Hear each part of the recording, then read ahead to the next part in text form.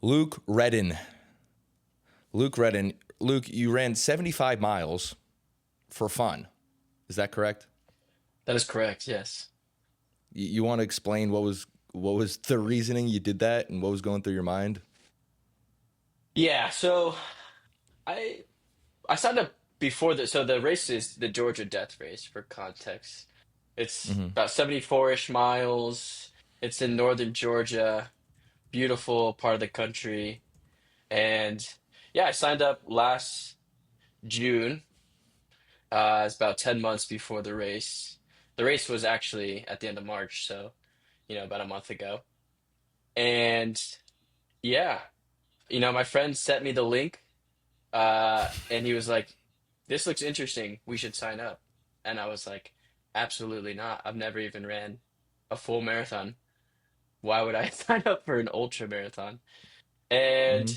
he convinced me to get on the waiting list because it was, no harm, no foul. So joined the waiting list, and then a couple days later, you know, got off the waiting list and just signed up. I was like, "Whatever, let's do it."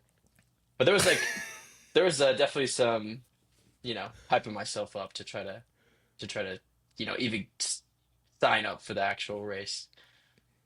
Did you feel like it was a sign? Did you was it like, all right, if I now that I got it, I didn't think I was gonna get on the wait like actually get through the wait list. Like Hmm. now that I got it, like I gotta roll with it. No, I didn't really put too much like, you know, I didn't really think about like, Ex- oh, how does it, what is the meaning behind getting on the list or anything? But yeah, I just, having it be 10 months out, it's like, Hmm. it's such a far goal or such a far race that it didn't really seem like real, I guess, when I signed up. Hmm. It's like, oh yeah, we're signing up, but I'm not actually gonna do this or something. Um, and then the months draw on and it gets clear, gets closer, it gets more real, and you realize that, oh fuck, if I don't start training for this thing, yeah, we're not gonna be able to do this. So that was kind of the Man, mindset for signing up. dude, and who's this friend? Like, I don't know what kind of freaking sorcery he's able to do, but I don't think anybody can ever convince me to do a freaking 74 mile ultra. I mean, I don't know what kind of powers this guy possesses. He's a pretty chipper dude, and he's very persuasive, I would say. And also, Yeah. you know, he was very on top of me about, signing up and stuff. He does a lot of these types of like races, and like Okay. big hikes and things like that. So he was already kind of on that wave. And Yep. then, he slowly dragged me into it. Damn. Damn. Well, because yeah, that was gonna be my next question. Like he's pretty experienced when it comes to this type of stuff. Because this Yeah. is a whole level beyond. I mean, this is like a different category. I mean, because I know a lot of people that have like you sign up for the marathon, okay, but it seems pretty standard. But this is different terrains, different elevation, like bunch of different elements going on here, right? It's not just running straight for 74 miles. Yeah. So he had a lot of experience, or, he's never done something to this degree before, but he had experience with longer runs. Um, so was definitely leaning on him for like knowledge and expertise in that. But even chatting with him and kind of training, like the training leading up to the race, we were both kind of Hmm. out of our depths a little bit for how to approach this thing. And for context, yeah, so it was in northern Georgia in the mountains. So it's basically all trail running, this race. Um, and I'm living in New York City right now, so the training regimen it was pretty tough to find, you know, you want to mimic the race as closely as possible in order to Yeah. train, and that's just not easy to do. New York is pretty flat. To get to some of the more elevated places in the state, you have to take trains and things like that. So yeah, my training regimen looked a little bit different than some other people. Um, and for I guess more context too, is me and my friend Scott, who originally um, I signed up with, but there was three other gentlemen as well that also signed up who are Scott's friends as well. So there's about five of us total that had signed up. Hmm. Three of us actually ran the race on the day. Two couldn't make it, unfortunately. They had bow out for different reasons. But yeah, Different different reasons. reasons, Yeah. yeah. But no, yeah, it was pretty insane that so the whole training, I guess we can like jump Yeah. into the Let's training dive into part. that. Yeah, absolutely.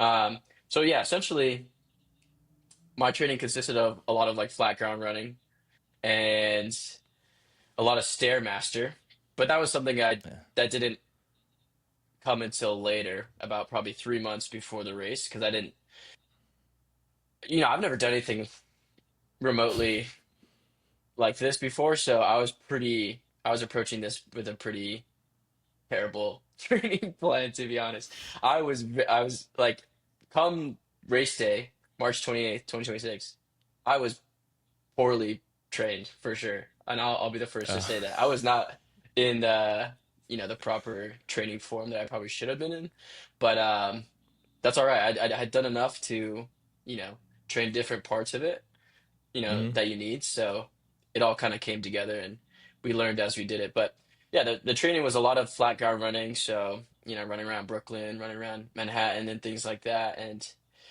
I would say the first 4 or 5 months I was like very casual with the training. I was like running a couple times a week, maybe taking, a few weeks off. Um, and then as we got closer to, you know, 4 or 5 months out until race, that's when you know, the fire was kind of lit under my ass. I was like, we gotta, I'm not gonna be able to, that's when all the crazy, you start like kind of really running through what Yeah. this entails and how poorly I've Uh-huh. been training. Um, so yeah, come like November of 2025, I really started picking up the pace a little bit with training. Um, and you learn a lot through the training, man. Even though I wasn't mimicking the race as well as I could have been, and we'll get into like, the race day and what that all looked like. But yeah, there was a lot of elements that you don't think go into like doing something this mentally and physically challenging, I would say.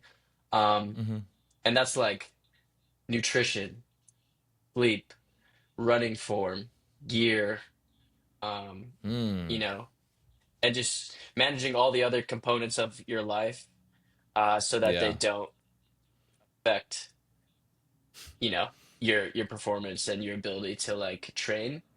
Um, Yeah.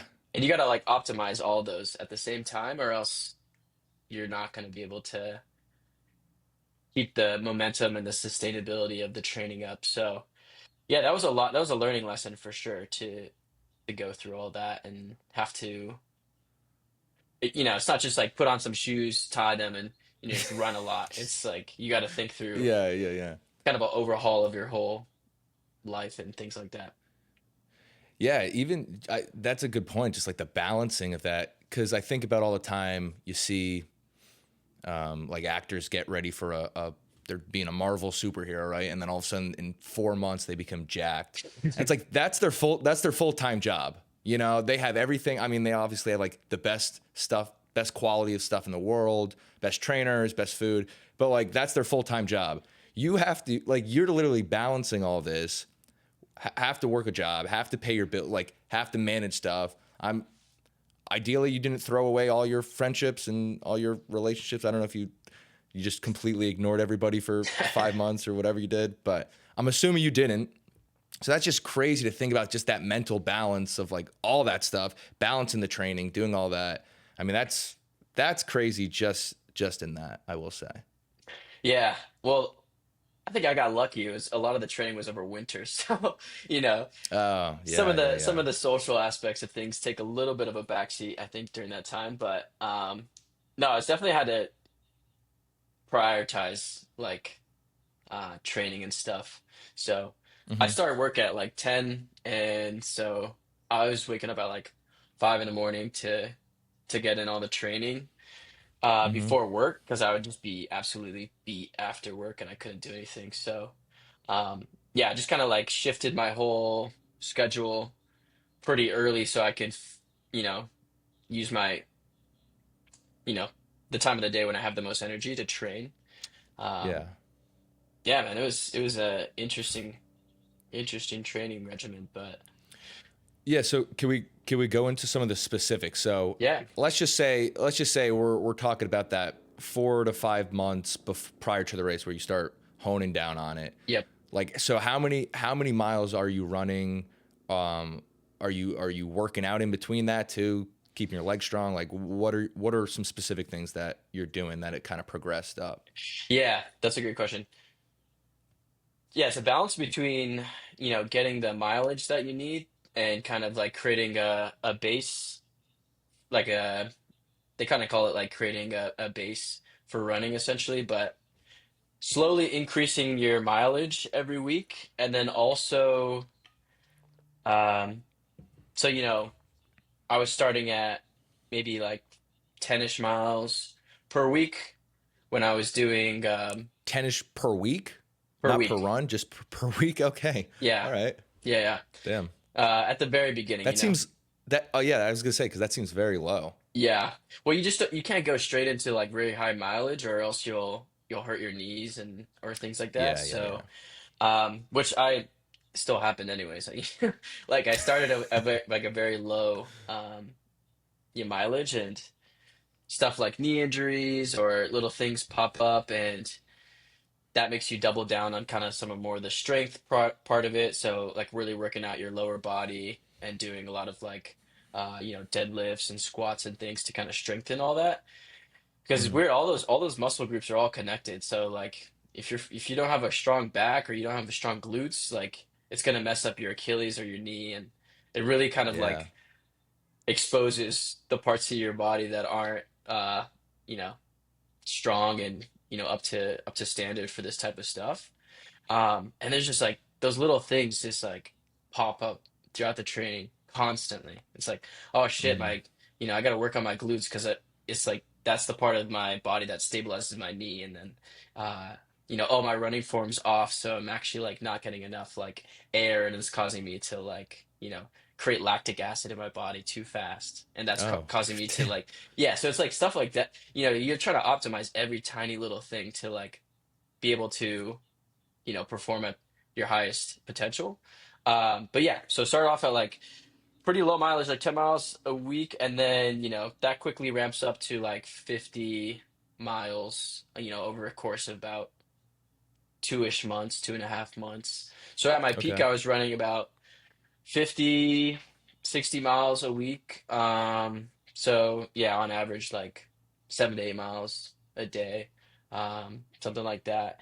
And yeah, it's a lot. So I usually do like what the weeks would look like is, Monday, Wednesday, Friday, I would get in some lighter runs, and then Tuesday, Thursday, I would be in the gym doing strength workouts, and then Saturdays I would kind of carve out for longer runs, so 16, 20 mile runs. Um, and that's where I got the bulk of the mileage for the week. And then Sunday would just be a rest day, so rest and recovery, stretching and um, when you're running that much mileage every week, you're like pretty fucking exhausted. It's like, Yeah, yeah, I mean, yeah, I bet. yeah, during the peak of it, I was like, didn't really have energy for much else other than like work and training, and that was about it. But Hmm. yeah, there's elements of strength, mileage, and then the stairmaster came in a little bit later to try to mimic some of that elevation gain as well, and Hmm. that was fun because I was like spending hours on the stairmaster. It's fucking. I have a lot of respect for you know typically I see a mix of girls and guys on the stairmaster, but I I was feel gonna. like mostly girls. I would say, but man, I have a way new perspective on the stairmaster. That thing is tough, man. Yeah, dude. I was just gonna say that you always see the girl in the tight leggings, just like working the stairmasters, dripping sweat, and it's like, Yeah, how long have you been on there? I just want to. I'm curious to like go over and look at the time. It's like, yeah. how long have you been on there? Well, they're always doing Like, some crazy stuff too. They're like walking sideways or like, they're oh, dude, they're like, they really know how to like, you know, use that Stairmaster to their advantage. I'm over here just like hobbled over, like barely. I'm like sweating. I'm like look like I'm about to pass out, not drinking enough Yeah. water. Um, Yeah. but yeah, that was kind of the what the training looked like. And again, that's probably not the optimal way to train. You probably Hmm. want to get out and do some runs in the mountains and stuff like that, but I just didn't have access to it, and it was kind of a burden to do all that stuff. So I kind of just trained my own way, and yeah. Yeah.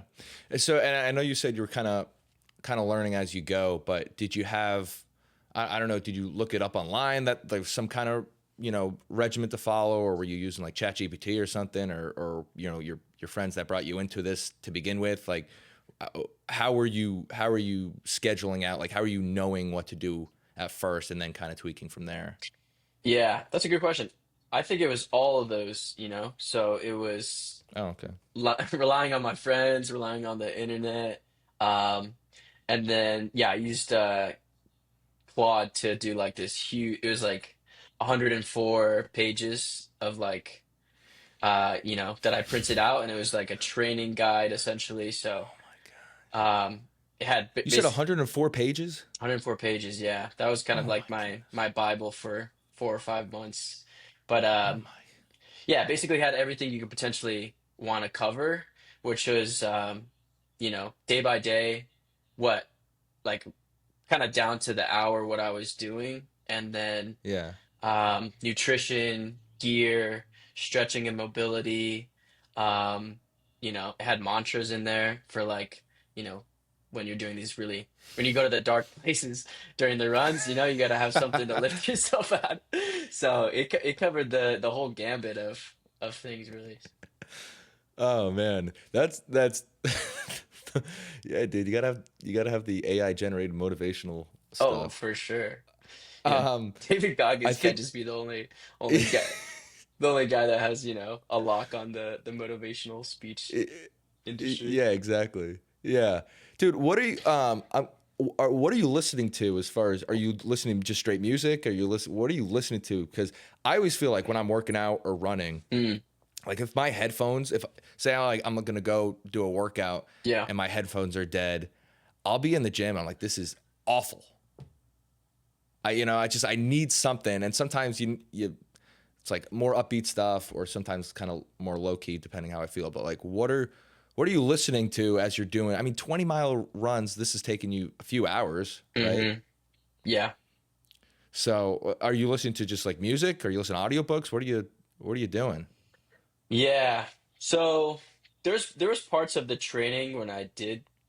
So when I started the training, I was listening to music and podcast, not really podcast, but mostly just kind of like upbeat, like electronic music and stuff like that to kind of keep the energy up. But um, I realized that that's kind of a crutch a little bit because it kind of takes you, it kind of like basically doesn't make you face the pain and stuff that you're going through, which is obviously you're like, duh, that's the whole point of it is like you're Yeah. trying to like um not really focus on that stuff. But I knew that if I wasn't focused on that when it came in the race day, that I Hmm. wouldn't be prepared for it. So I actually stopped listening to music for the second like half of the training. And then on race Good. day, I didn't listen to anything. That's insane. So you're just listening to the sound of nature and the whole time. Basically, yeah. That's for 23 hours. Yeah, for That's 23 hours. that's that's ridiculous. That is ridiculous, dude. Are you at least like meditating during this time? Like, how do Uh, you? I don't know. Honestly, I thought I would have more like insightful, you think like, oh, there's gonna be some like breakthrough that you're like in Yeah, this like trance for 23 hours doing some very physically exhausting race. But honestly, no, not really. I didn't really have many thoughts. You're like really hyper focused on, you know, you're like running in the mountains, so it's not nice and easy terrain. You're really hyper Yeah. focused on, you know, the 5 feet in front of you, 10 feet in front of you, like making sure you're planting your foot in the right area so you don't like twist your ankle and things like that. And your mind zooms out a little bit and you start thinking about, where you're at in the race and things like that. But for the most part, you're just super locked in, super present in where you're at and the next aid station that you have to get to. So yeah, I didn't really have much like thoughts and things. All that came rushing in after stopped running. Dude. Well, that's awesome, and that almost it's there's a metaphor in there somewhere. I mean, you're just focused on the next 5 feet ahead of you. I mean, that's that's beautiful in that way, Hmm. really. Um, I do want to. I have like so many questions about this. So if I'm bouncing all over the place, No worries.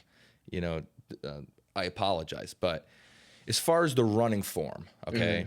So obviously you have to have really good form, and again, you were kind of learning how to properly do that. Support your feet. I see all these videos online. I just had foot surgery a couple months ago, Hmm. so I've been now that I'm back walking, I've been really super focused on how's my gait when I'm walking and eventually going to be running, and Hmm. how's the landing, and like where am I putting the emphasis of my weight? Am I heel striking? Am I trying to hit the midfoot?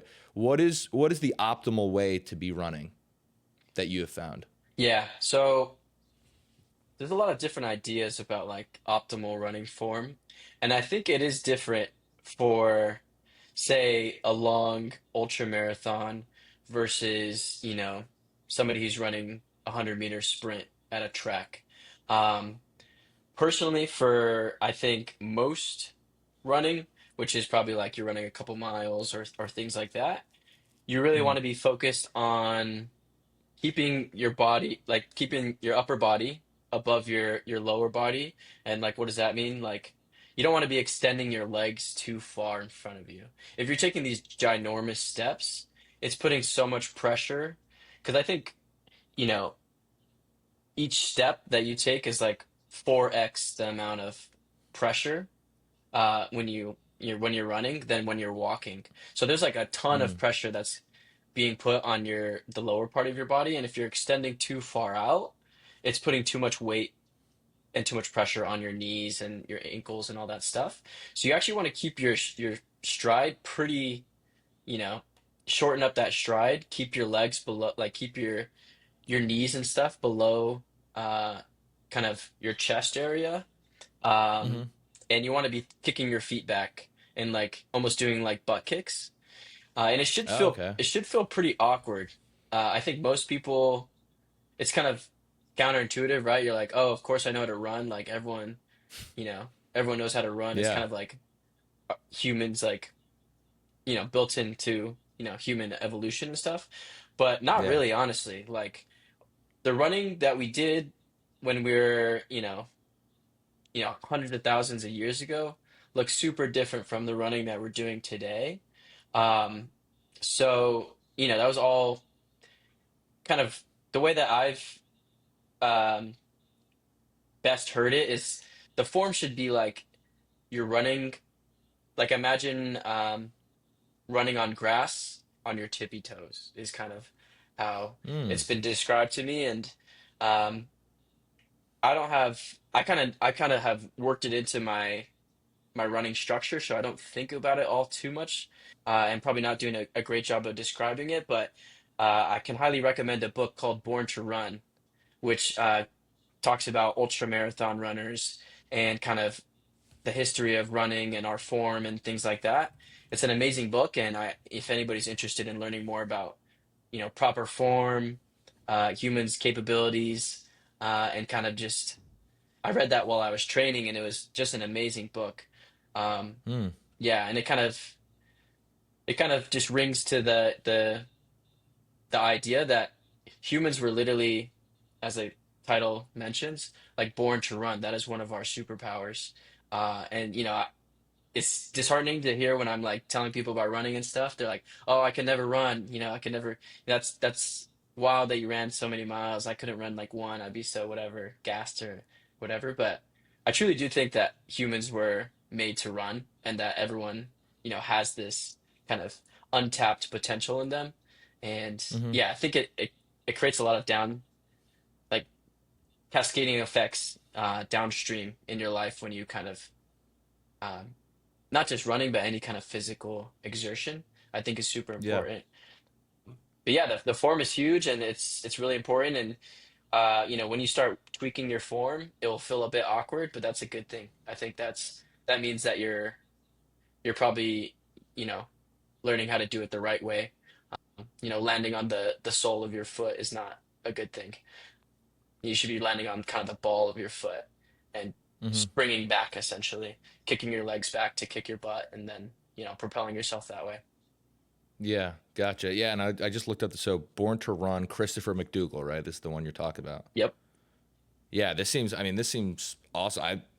I'm always looking for a good book recommendation, and this seems great. Yeah, um, Minimalist Running Revolution, his journey to understand their secrets, challenging conventional wisdom about running footwear and the human body's potential for long distance movement. Oh yeah. Um, is there kind of a I was listening to a podcast with Oz Perlman, the mentalist, Mm-hmm. that guy. Mm-hmm. Uh, Crazy, he's doing crazy stuff. That's totally outside, but he's big into running and he's doing these ultras. And he was Yeah. talking about oh, there's some race in Greece, I think, or Rome maybe, Mm-hmm. and it's just a connection to the history of like the first ultra marathon from some guy ran from Rome to wherever. I mean, Mm-hmm. back in ancient times. Is there so it always seems like there's this connection kind of when you start to get these super long ultra races.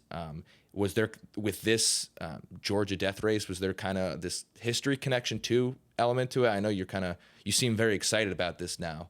So is Yeah. that something that's kind of everyone gets involved with?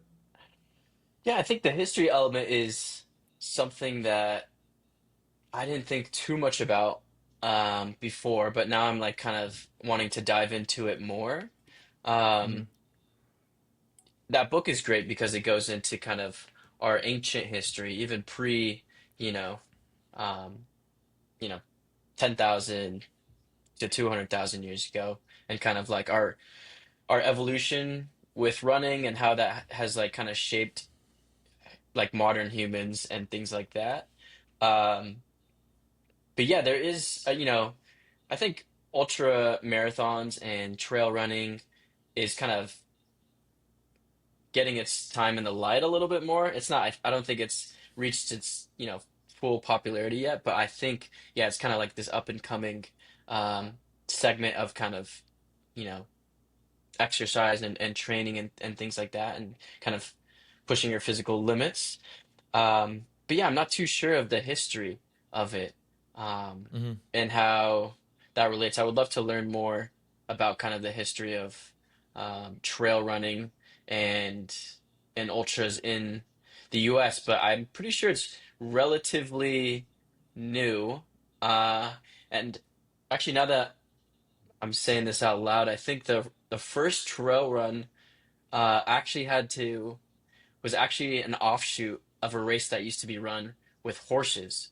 So I can't remember Mm. exactly where they did this race, but it used to be a race where um, yeah, you'd race horses for hundreds of miles or something across some part of the world, and one of on race day, this racer showed up. His horse had a hurt leg or something, so he couldn't run the race, or the horse couldn't run the race. So he just decided to run it himself against horses. And I'm, Oh, nice. yeah, Okay. and I'm pretty sure that is the origin story that they go with in terms of like trail running and stuff. And I think Yeah. he beat the horses. Shut up. No, he didn't. Yeah, you have to correct me if I'm wrong, but I'm pretty sure that's the story. Um, Dude, that's insane. yeah. So it has a pretty rich history for sure. Um, all the specifics and stuff I can't remember, but yeah, that's the nugget of information that I couldn't recall. Oh, I'm gonna take your word for it. I hope that's so true. That sounds so crazy, man. That's Yeah. that's an awesome story. All the listeners can look it up after and fact check me, but Yeah, yeah. exactly. Yeah, you might get some serious hate if you're wrong. Just a All right, FYI. I'm ready. You were touching on kind of like the increased popularity in these types of things, and because I agree. I don't know if it's just like a social media exposure type of deal, or just there's this general desire. Mm, What do you think it is about the culture in general of people getting in more into running? And I think especially people that, I mean, I always see this like meme where it's well, I graduated college and it's like, all right, well, I'm mm. either gonna, it's like get super into yada yada yada or like start running, and so many people I know just start signing up for a marathon like in their mid 20s. Yeah, What do you think is going on there? Especially from your experience. that's a good question. I think sadly I'm like that meme is so directed towards me. I'm like, it's crazy. I'm like everything they list on the little like the pictures that they list. I'm like doing so. Yeah, I feel like I'm getting targeted, but I honestly think um, a lot of it, the popularity in running. Well, I think it's a mix of things. One, I think it's been popular. It's just hasn't been on people's radar because, social media wasn't a thing in the early or like, pre 2000s and now in the 21st century. So we're seeing it more. We're like Yeah. exposed to it more. So while I do think there's probably an uptick in, how many people are running and doing these crazy things, I think part of it is just we weren't seeing it as much. And then another thing is I think, the younger generations are definitely more conscious of like health and fitness and stuff. And so that's an element of it as well. And kind of harkening back to what I was saying earlier, I think humans are crave movement and crave running. I think it's just baked into our DNA. So I don't Mm. see it like, oh, it's weird that everyone's running. I'm like, it's weird that people aren't. It's weird that we're not moving. We're sitting at a Yeah, desk for yeah, 8 hours a day. That's not normal. We should that's all be true. like moving and running and things. Um, and then I think the last element of it is kind of with all the you know comforts and things that we have in our day-to-day life. Um, People are craving a little discomfort, craving a little bit of, pushing themselves and kind of doing things that are hard. And it's very Yeah, rewarding, if you just constantly filling your day with pleasures and things like that, it's not deeply rewarding and meaningful way to live your life.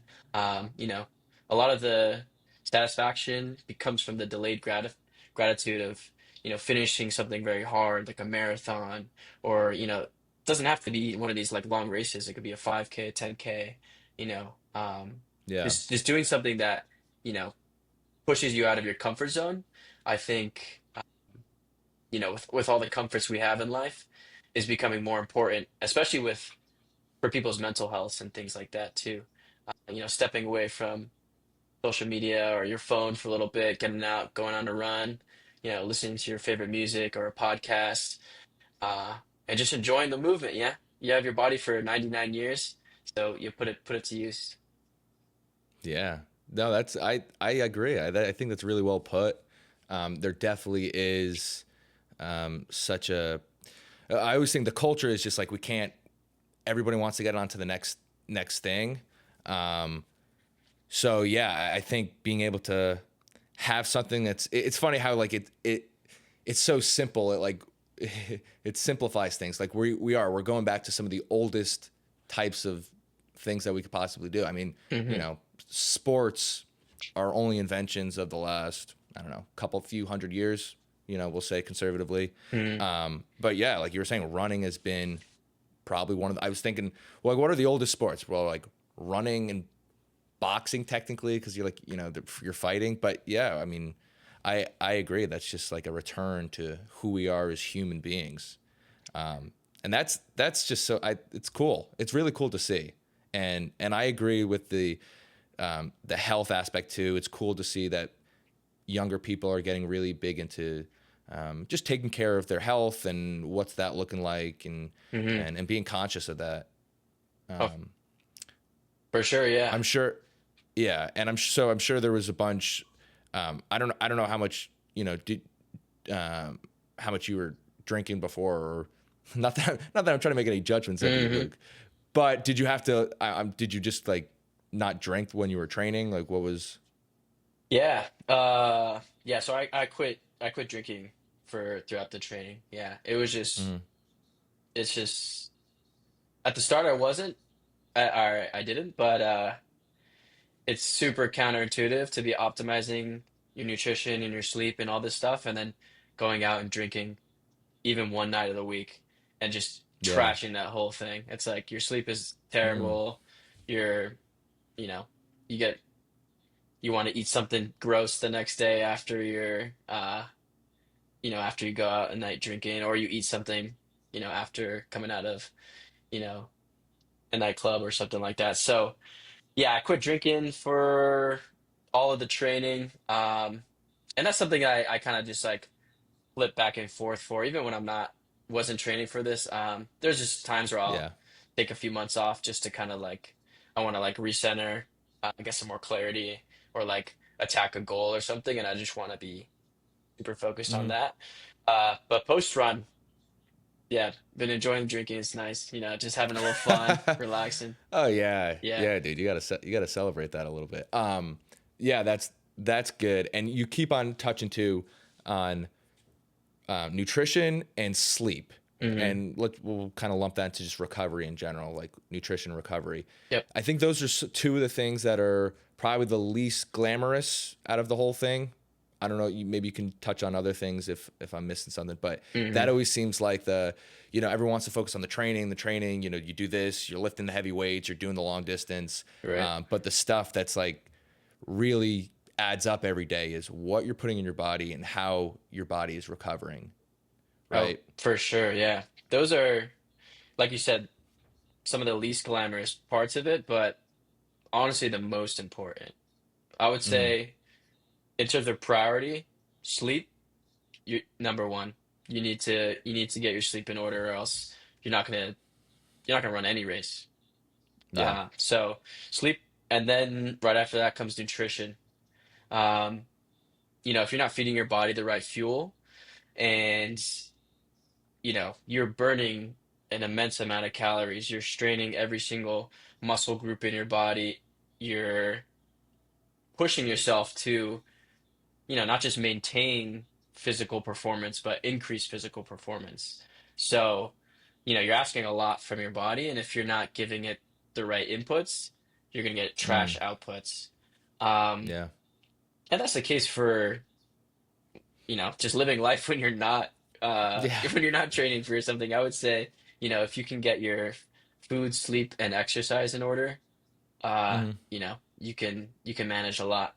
And then the training was kind of, the last element and the last part of kind of the holy trifecta, and that's really just yeah, getting your body accustomed to running that long. Um, and I think that is was the easier part of the training equation, was the actual physical elements. Hmm. Um, because decently fit person, and I've been doing a lot of sports my whole life and stuff, so I think my body is used to high intensity training and running and all sorts of things, but the mental part of it was something that I had never kind of faced before, and that is you know just ruled by fear and doubt. If Yeah. you can't get those in check, you know you'll drop out of the race. You won't finish. You know, there's so many highs and lows throughout race day that if you let your mind get the best of you, doesn't matter how fit you are, you're not gonna make it. Yeah. Were there any kind of key findings that you had just to keep yourself in check mentally, either through the training process or, Yeah. leading up to the race? Well, definitely in the training process, you get to get a little taste of kind of how your mind operates when you're doing these longer runs, and you wake up on Monday morning and you're like you're looking at your 100 page document and you're like, God damn, I gotta run 50 something miles this week. I do not want to do that. Yeah. That's not, especially when, all your friends and stuff aren't doing something. You don't have anybody to be like to relate with or to run with or anything. All the people that were running the race were all scattered throughout the United States. So, it was just me getting up at 5 in the morning, middle of winter in New York City. It's 12 degrees outside. It's literally below freezing. You have to run 10 miles. You put on all your thermal gear, your gloves, your windbreaker, and you just got to step out of the door. It's like the mental challenge every day to get yourself to just get up and get outside and keep going. Uh, is one of the things that you face, and I think the consistency and the momentum that kind of carries you along through the training. You know, um, you make it to Wednesday or Thursday of the week, and you're like, okay, I've done 20 something odd miles. I can take on the big Saturday run. I have enough Yeah. um, identity capital to make it, and I've done enough. You know, I've had enough. I've had enough small wins throughout the week that I can, I'm mentally ready to take on something challenging. Um, but then, you'll have weeks where you just like fear sets in and you're like, you really think about, oh man, where am I? Set like 70 odd miles. That is fucking ridiculous. I've also never Yeah. ran in a mountain before, so I'm not even training properly and things like that. And you kind of just gotta accept the highs and the lows of it all. There's gonna be times where you know, fear comes in and you're scared because you're doing something that you've never done before. Um, and something that I reflected on after the race was, you know, for most of my life, I had tried things that I thought I would, or I knew I was capable of. I set a goal for Hmm. myself, and I was like, I can achieve that. This is something I can do. Let me go execute. And you execute on the goal.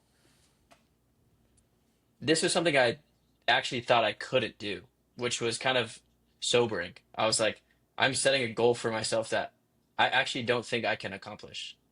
And that is Mm. like the whole nother mental paradigm to that because, you know, you can't see the path ahead. You're just like, and Yeah. you're training and trying to optimize all these things, but you don't know if you're gonna what it's gonna be like on race day. Race day is so, you can get super lucky or you can get shit out of luck on race day and everything Yeah. could go wrong and you just don't know. You're just like, I'm doing all this training so that when I show up on race day, I have the best chance to run this race. Um, and that's comes with a lot of fear and a lot of doubt throughout the training process because you're like, never done this before. I actually don't know if I can do this. Like, what does this even look like? Um, yeah, just all these things, that you gotta kind of master along the way. And that's, I think the mental part was the hardest part for sure. Just being kind of like, I think my brain typically um, sways to like more negative terms of negative side of things when it comes to like, uh, you know, fear and doubt and things like that. So having to Hmm. master that was probably harder than the training, I think, honestly. Damn. Damn, dude. It's like it reminds me of like in Rocky One. It's the first day he gets up and it's like 4 o'clock in the morning and he's in Philadelphia and it's middle winter and it's like Hmm. freezing. He's shivering and he goes out on that run and he's struggling, like he can't get up the stairs, right? And then it's the Hmm. whole juxtaposition because later on in the montage he's running up the stairs. Oh yeah. But it's just like on that day one. And then even leading up to the big fight with Apollo Creed, Hmm. he's lying in bed, he can't sleep, and he's like, if this guy just goes and knocks me out, like nobody's gonna care. All I want to do is go the distance. Like all I want to do is be able to make that because Yeah. that's the only thing that's gonna just make all this worth it. And I think for me, I would be doing this training. Well, I wouldn't ever be doing this training. But if I were you, I would have been like, man, if I do all of this and then I, for some reason, I can't do it, like either I don't finish or like something happens, Yeah. I'd be like, I just wasted so much of my life. and that would be the biggest fear for me. So that's the mental fortitude that you had, and I'm sure that's going to be it's very probably telling the rest of your life. Like you're always going to have that, and you're always going to probably think back to that in struggles of elsewhere. I'm sure. Yeah, that's a good point with the Rocky kind of idea. A lot of the stuff that I was telling myself, or kind of my approach to it was like, it's not about the race, you know? Um, Mm, it's about becoming the person who can show up on race day and finish. And whether or not I do finish is not important, but it's about becoming the person, through the training, yeah. through the all that stuff, and like, um, you know, winning every day. You got to wake up and you got to win the day. It's not Yeah. given to you. You got to wake up and you got to earn it. Um, Hmm. and yeah, it's very interesting for the kind of you talking about the mental fortitude.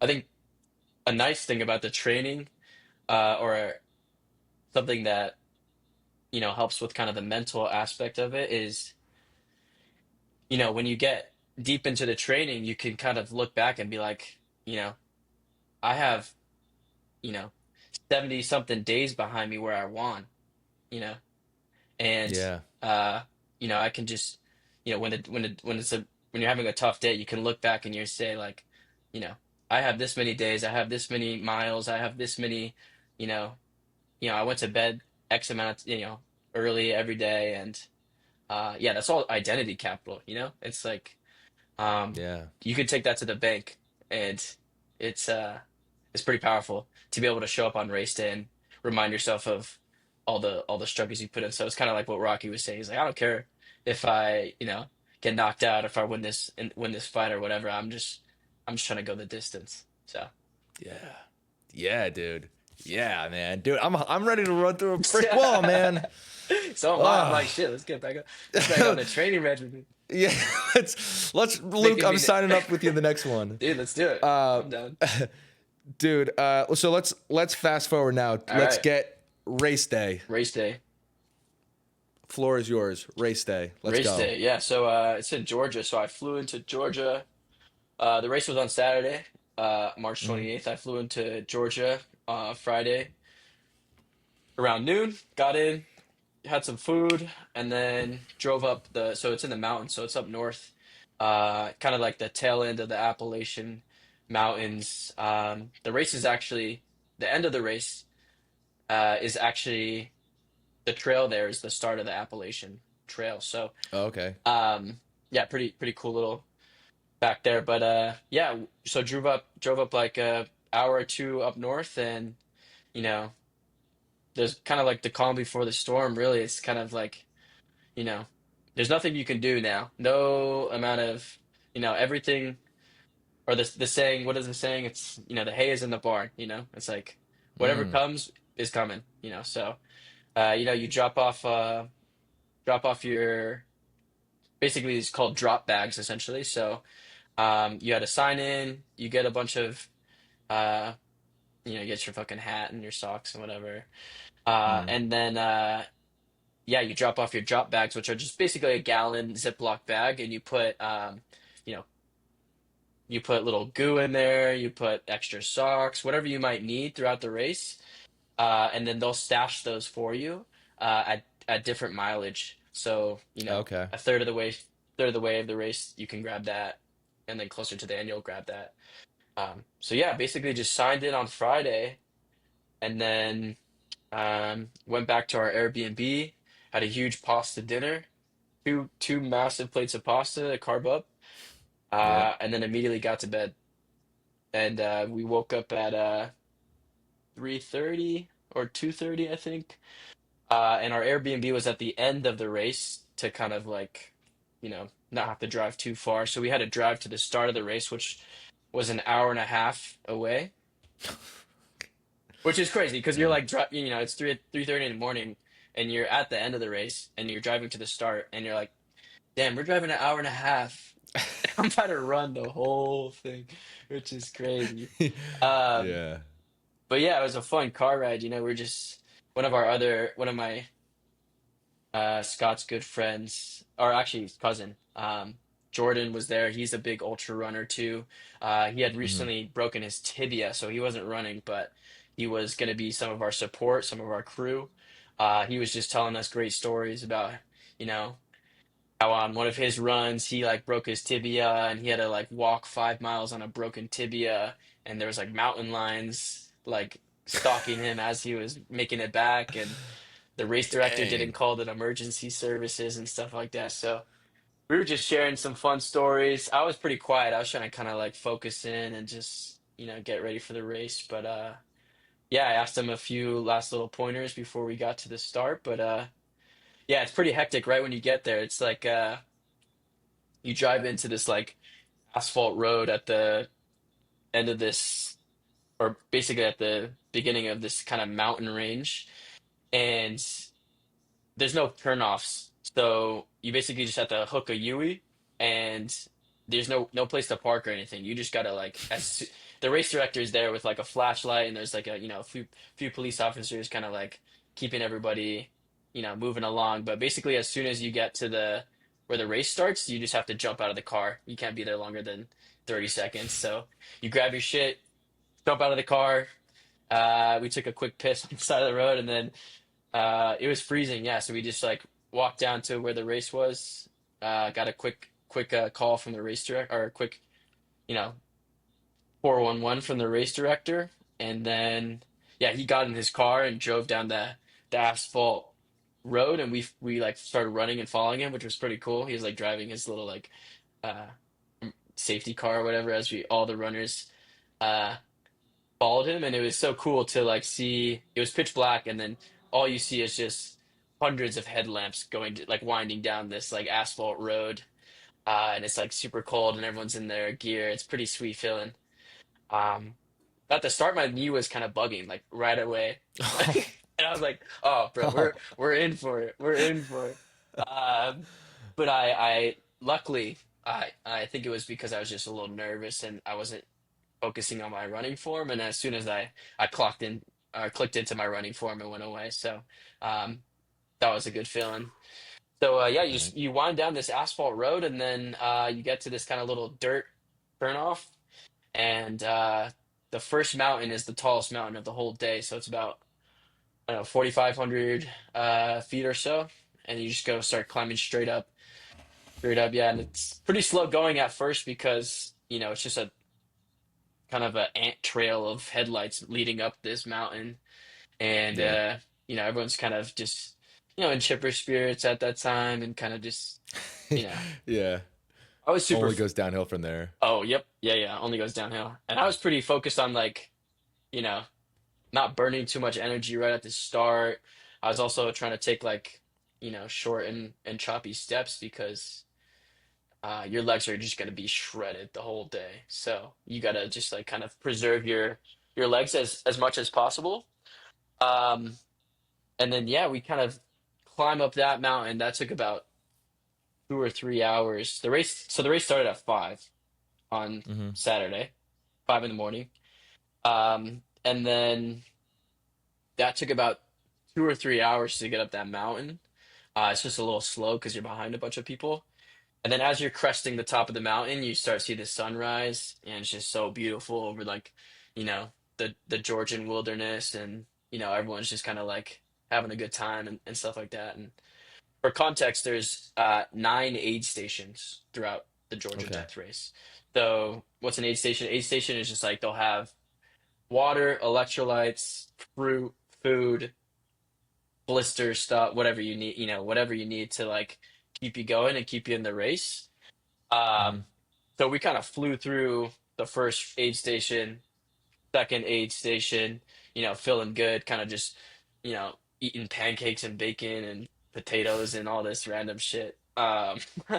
And yeah, we're kind of just cruising for the first like 15, 20 miles, like feeling good, just like, you know, and the courses, we're in the mountains, so most of it is like you're climbing, descending. There's flat areas where you can, kind of stretch out and run a bit, but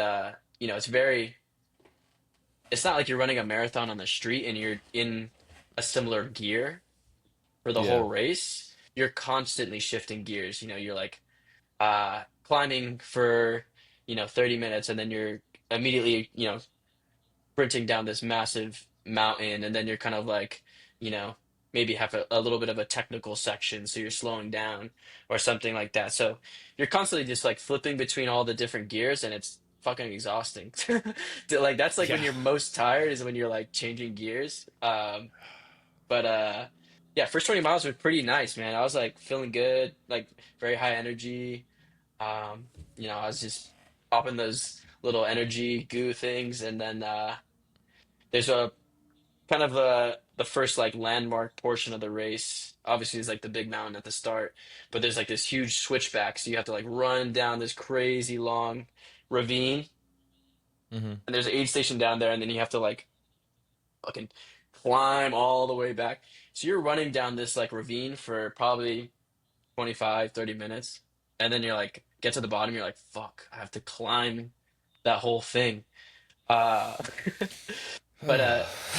but yeah, so and mind you, like again, I mentioned that I was not as prepared as I should have been, or as prepared as a lot of these like ultra runners that I was running with are. Hmm. And uh so the first 30 miles, I was like, so yeah, first marathon, I was basically learning on the job essentially. You know, I was like, there's points where I was cramping, and I was like, oh, I'm not getting enough electrolytes, so I'm start freaking popping these salt pills, like, it's my job, Yeah. and all these tiny little adjustments to your racing and things like that. Uh, Hmm. that happened in the first 30 miles. Um, and people always ask me like when I'm chatting about it, like, oh, did you ever want to quit? There was the closest I ever got to quitting was in the first 30 miles. There was Oh. where I was going back up the switchback, and my both my quads were just like constricting like a ball python. I was like, I can't even walk, let alone run. Like, there's no way that I'm like, if this continue, like, I can't finish this race. I can't. And also, I was super dehydrated. I wasn't drinking enough water at the start or electrolytes, so I was like super dehydrated. I was like fading in or out of it, and um, luckily, my one of the people I was running with just gave me his like huge uh Solomon bladder that had just like a ton of salt in it, and I just pounded Hmm. that, and luckily that fixed it right up. Um, and yeah, we kept going, but yeah, there's a point where I got out of the switchback and then went down this other section of the mountain. I got to the third or fourth aid station. I was just like, yeah, my sister was there, Jordan was there, and they're like, "How you doing?" There's a video of me like she like zooms in on my face. She's like, "How you doing?" And I was just like, dude, just blinks like a ghost. I was like, "Do not talk to me right now. Do not talk to me right now." Like I am debating. I'm like, you know, figuring out what life actually means in this moment. But I think the biggest thing, like the biggest thing, something that I kept coming back to throughout the race, was this idea that not Scott, Jordan told me, who was a huge runner, big into the ultra racing. He actually ran across the whole United States. Um, Oh. yeah, Damn. and so yeah, there's levels to this stuff for sure. And Yeah. he kept telling me though, highs and lows. It's like highs and lows. There's going to be times when you feel amazing. You're cruising, you hit a flat section, you're really able to kind of to let it out and kind of start running. You're gonna just come off an aid station, you're fueled up, you're feeling good. There's gonna be times when you feel like absolute dog shit, you know? Everything's going wrong, your foot's chafing, or your ankle hurts, or your knee hurts, or you know, your fucking sweat is getting all in your eyes. Whatever it is, you go through all of it throughout the race day. But you just need to get out of that part of it, You just need to get Yeah. through that low, and eventually another high will come. And after I almost quit at that third, fourth aid station, you know, I just kept that in the back of my mind whenever I was going through something hard. And so that was kind of the first 30 miles, and then the middle. portion of it. So like the next 20, 24 mile, whatever, next marathon. Hmm. I was kind of in a flow state. Just I don't really have too many memories from that time. Or like, I was just kind of just like aid station at aid station. Let's just lock in. Let's just get this, like I was kind of cooking in that portion of it, and uh yeah, it felt good. And mind you, you start before well, I guess one thing that was my groin kept fucking was tight as a motherfucker. But we worked through that. But yeah, you start it before sunrise, and Yep. then you're running all day. So you see the sun start to go down at mile 50, and you're like, hey, you're like, well, you feel pretty good because you get to mile 50, and you're like, let's go. Like, again, Yeah. back to the like identity capital thing. You're like, I got 50 miles. Let's go. Like, I'm pretty Yeah. close to Yeah. Yeah. finishing this. Not really. You still got No. you still got It, fucking another marathon to run. But it feels good to like reach a very significant milestone in the race. Um, hmm.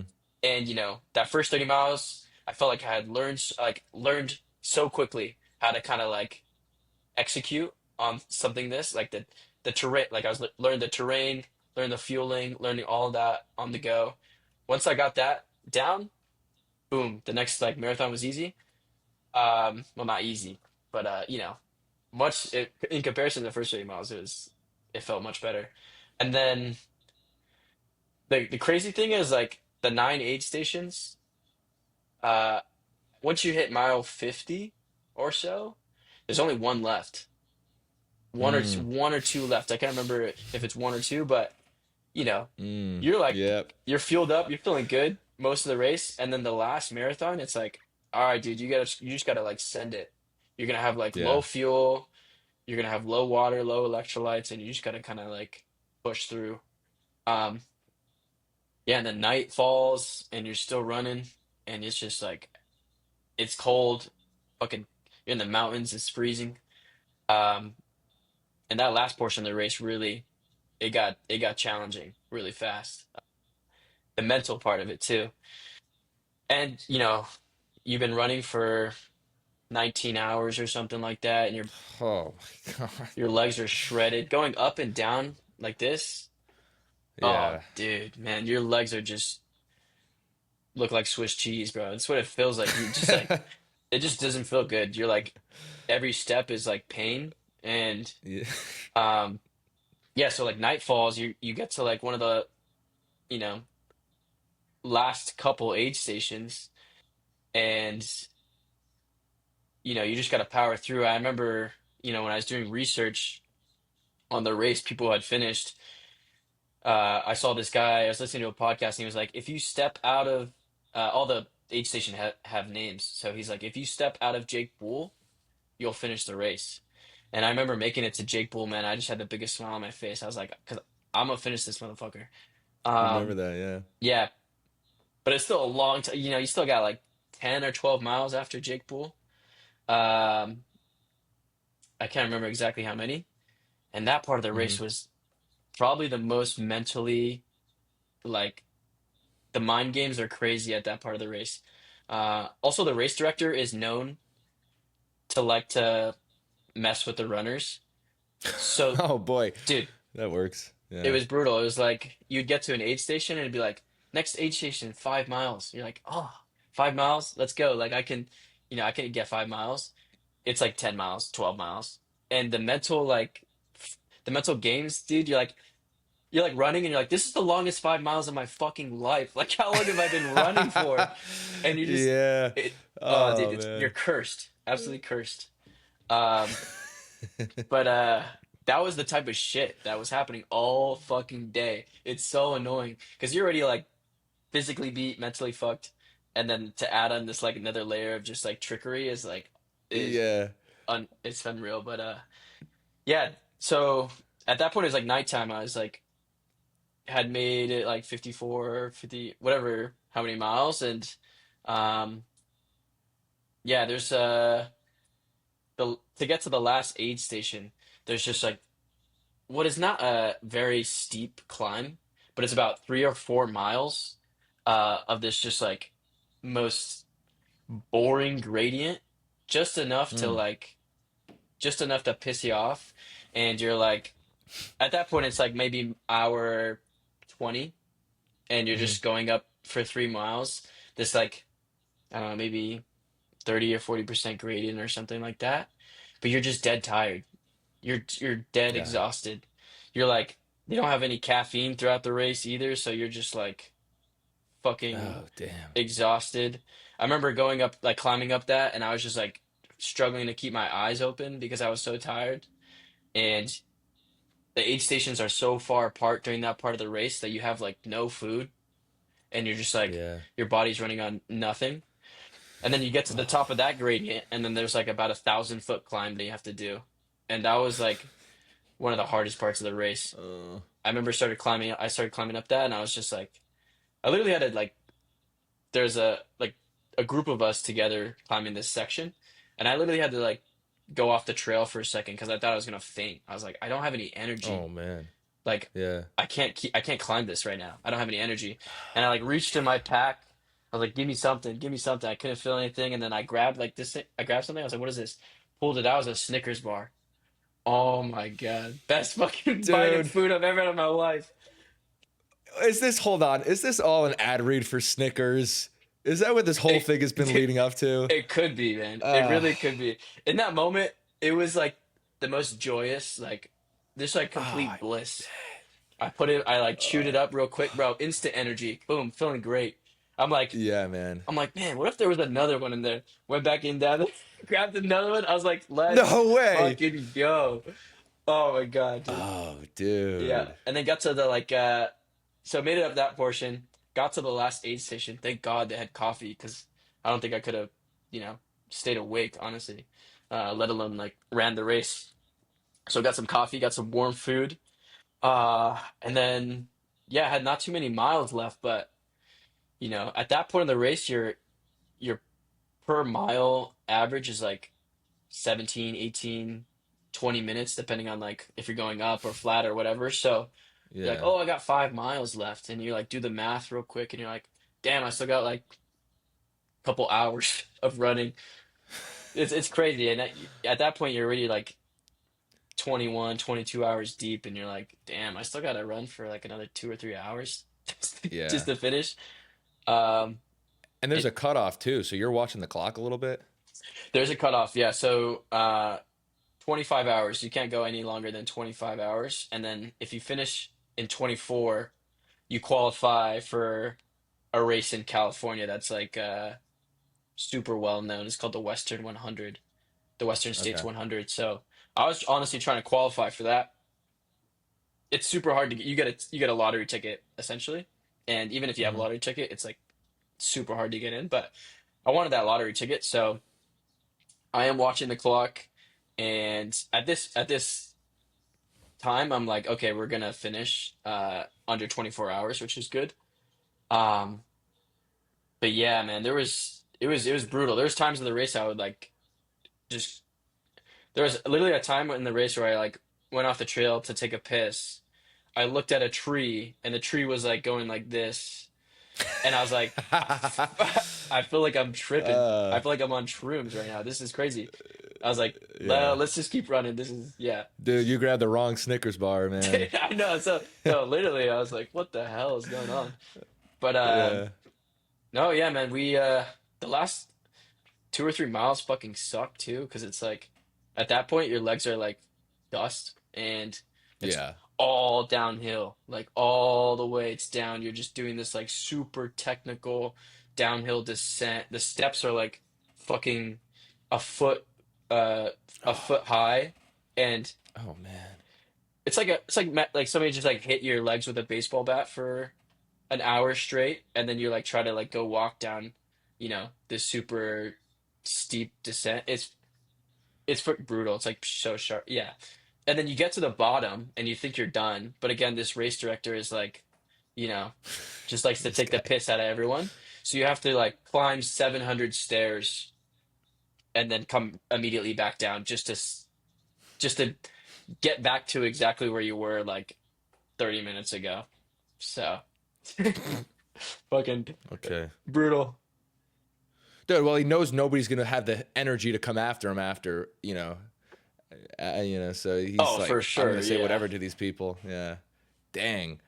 All right, so how do we get to the finish line here? Yeah, brother.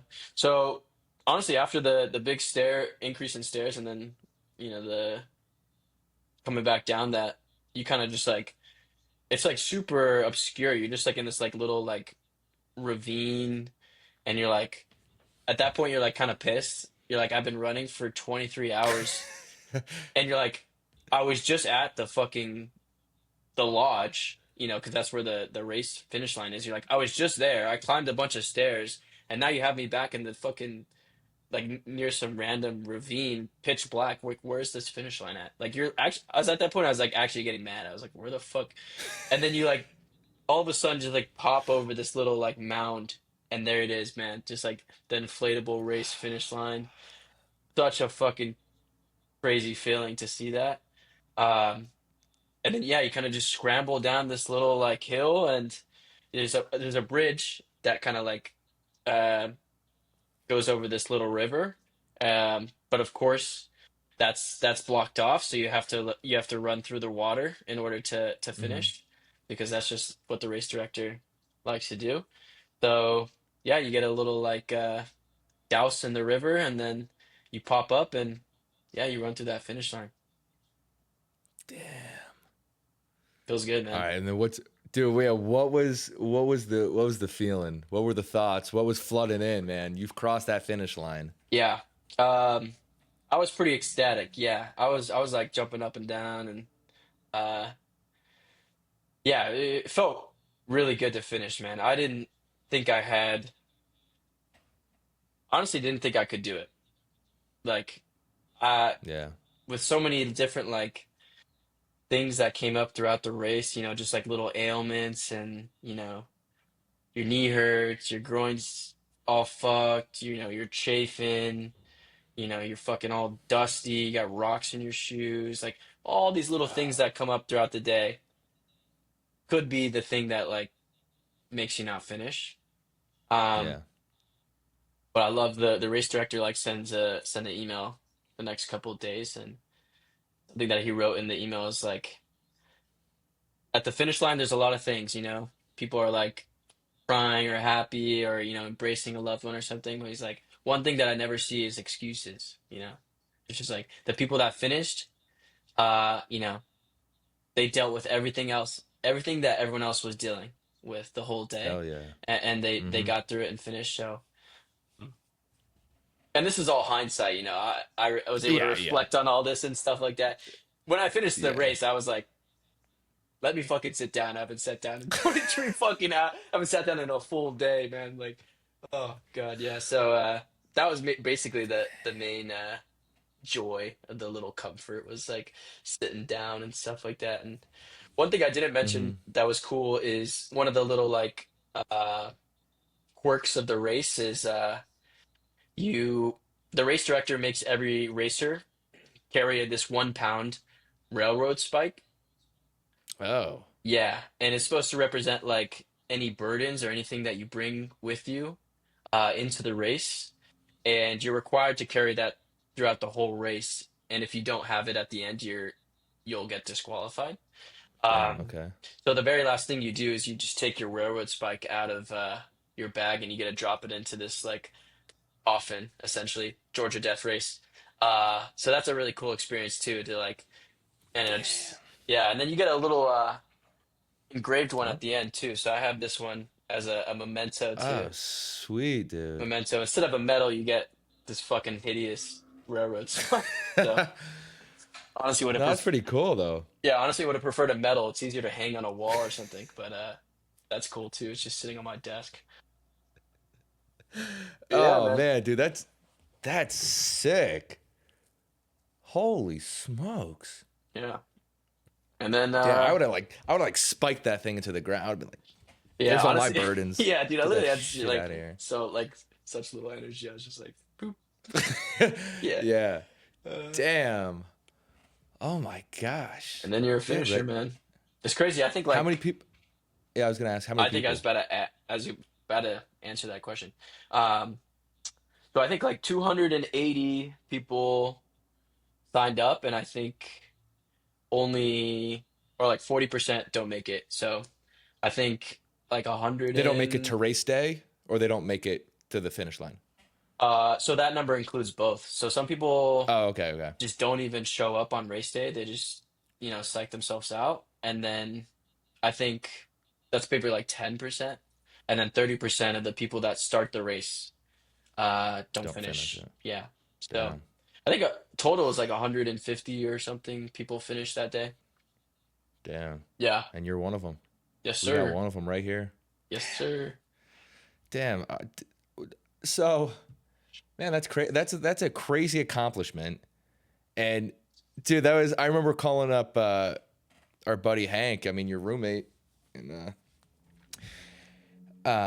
and he was just like he was so happy, and I was so like I was like, man, this is the craziest thing. This is inspirational and just so motivating, and like we were just so happy for you. It was just insane. Just to know somebody that did something like this is Mhm. just incredible.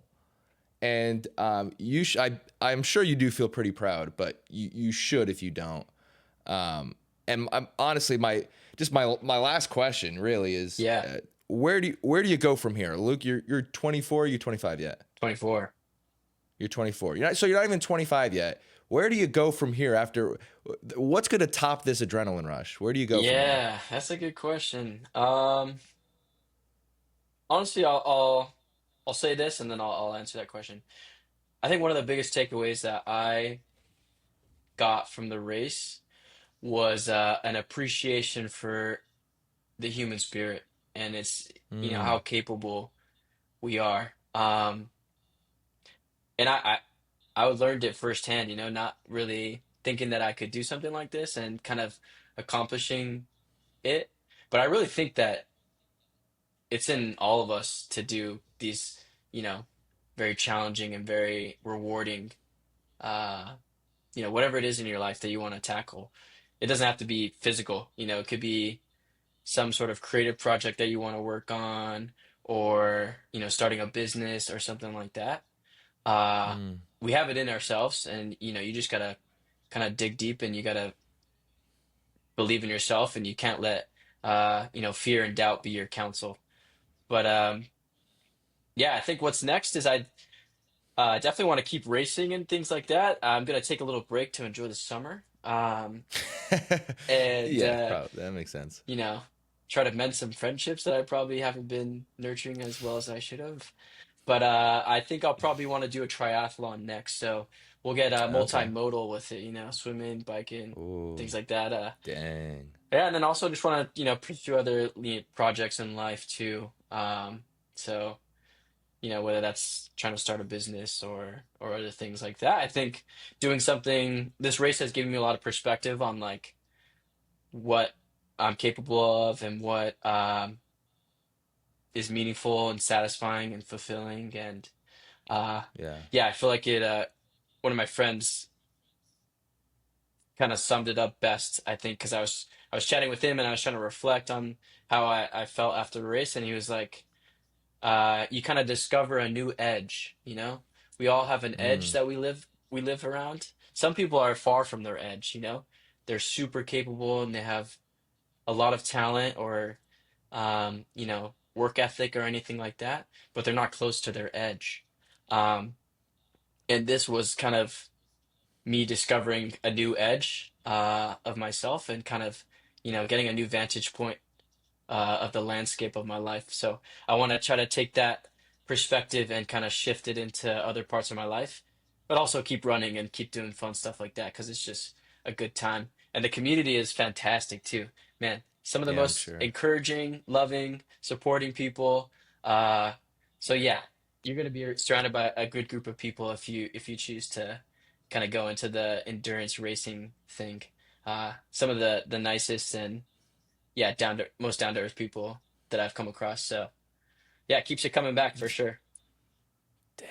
Well, dude, that's awesome, and that's a great message to leave us off with, man. Again, super cool that you did this. This is insane. I'm glad to know you and hear your message about this, because it really is very inspiring. And just, dude, again, like I wanna run through that brick wall behind you right But I now. can't wait till your foot's fully healed, man. I'm gonna take you up on that. Be Yeah, careful what you yeah, wish maybe. for. Yeah, it's a 20-year recovery process. So Okay. you can follow up with me then. All right, But well, I'll Luke, put it on the calendar. sweet dude, thanks so much, man. Appreciate it. Stay awesome, dude. Pleasure's all mine. Thanks.